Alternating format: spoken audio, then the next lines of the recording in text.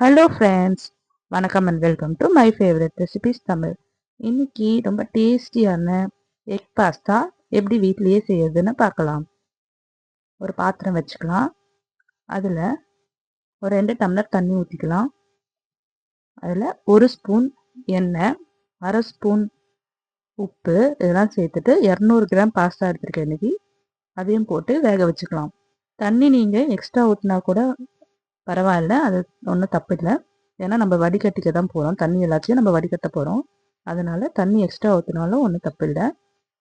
இப்போது இதை நம்ம வடிகட்டி எடுத்துக்கலாம். வடிகட்டிட்டு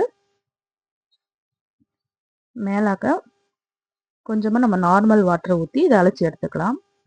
இந்த பாஸ்தாலெல்லாம் பிசுபிசுப்பு தன்மை அதிகமாக இருக்கும். அதனால் நம்ம இது மாதிரி வடிகட்டி எடுத்துக்கிட்டோன்னா அதில் இருக்க பிசுபிசுப்புலாம் போயிடும். இப்போது ஒரு கடாய் வச்சுக்கலாம். அதில் 2 டேபிள் ஸ்பூன் எண்ணெய் ஊற்றிக்கலாம்.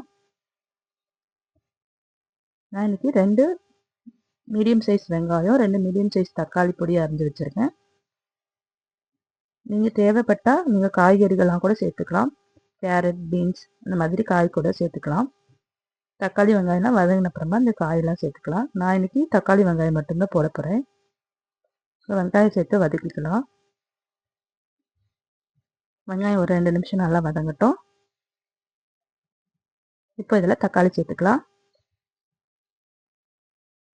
கொஞ்சமாக உப்பு சேர்த்து தக்காளி நல்லா வதக்கினீங்கன்னா சீக்கிரமாக வெந்துடும்.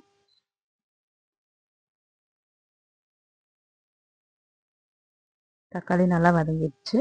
இப்போது 1 ஸ்பூன் இஞ்சி பூண்டு பேஸ்ட் போட்டுக்கலாம்.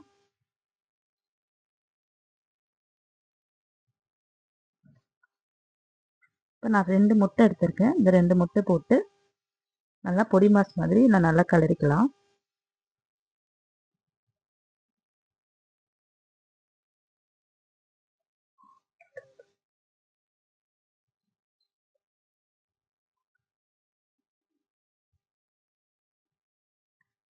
இது நல்லா பொடி மாஸ் ஆனப்போ இதுக்கு தேவையான மசாலாலாம் சேர்த்துக்கலாம். நல்லா பொடி மாஸ் ஆயிடுச்சு. இப்போ இதில் 1 ஸ்பூன் தனி மிளகாத்தூள், 1/2 ஸ்பூன் மஞ்சத்தூள், இதுக்கு தேவையான உப்பு சேர்த்து இதை கொஞ்சம் நல்லா கிளறிக்கலாம்.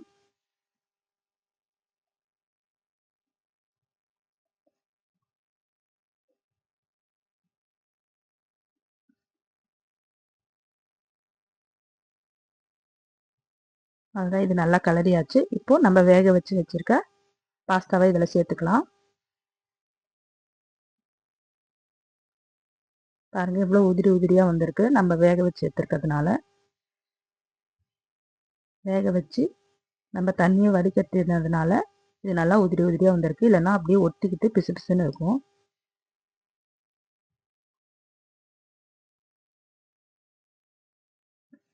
இதில் இப்போது சாஸ் சேர்த்துக்கலாம்.